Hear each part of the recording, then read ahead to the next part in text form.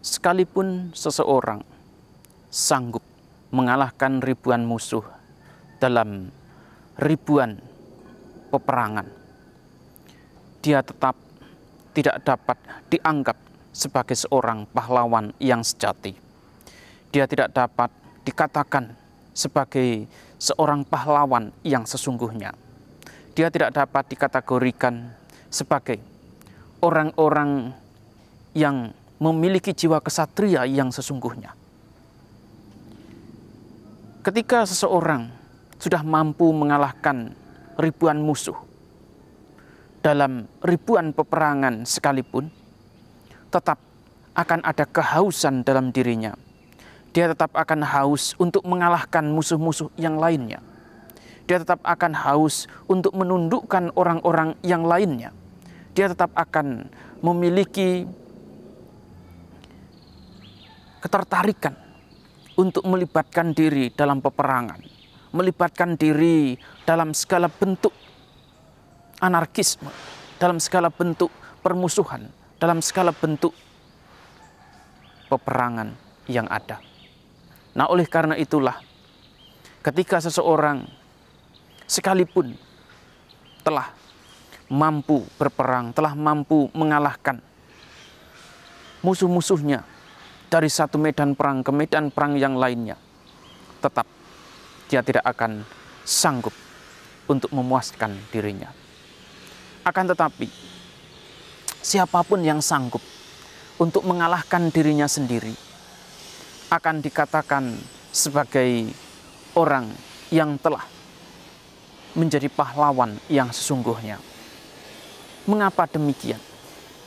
Ketika seseorang telah sanggup mengalahkan dirinya sendiri, sesungguhnya dia tidak akan lagi haus, sesungguhnya dia tidak akan lagi penasaran, sesungguhnya dia tidak akan lagi memiliki ketertarikan untuk berjuang, untuk mengalahkan, untuk menundukkan siapapun.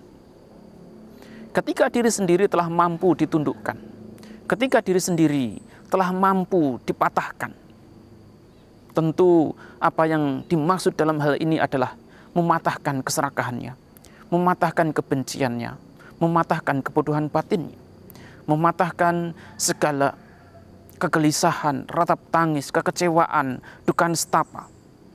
Jika semua itu telah dipatahkan, jika semua bentuk keinginan telah dipatahkan, lalu siapa lagi yang harus dipatahkan? Tidak ada. Siapa lagi yang harus ditundukkan? Tidak ada. Karena ketika seseorang mengetahui bahwa tugasnya telah terselesaikan, tugasnya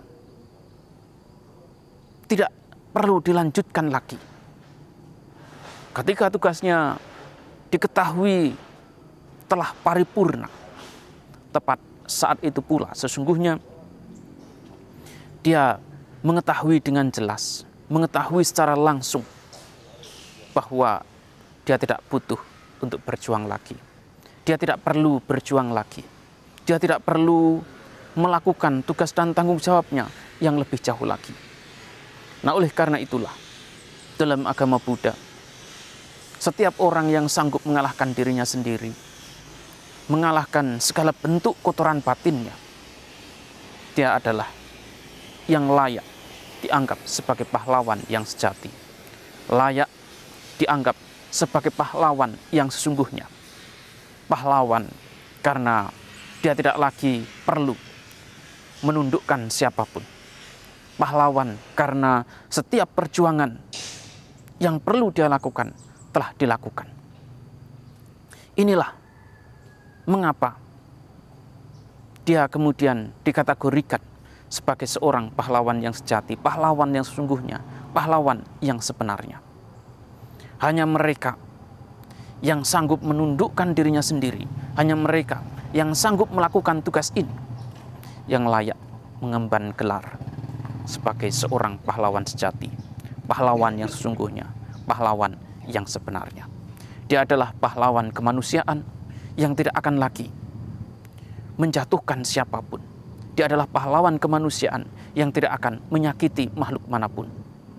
Hidupnya sepenuhnya untuk kedamaian, hidupnya sepenuhnya untuk kebahagiaan semua makhluk.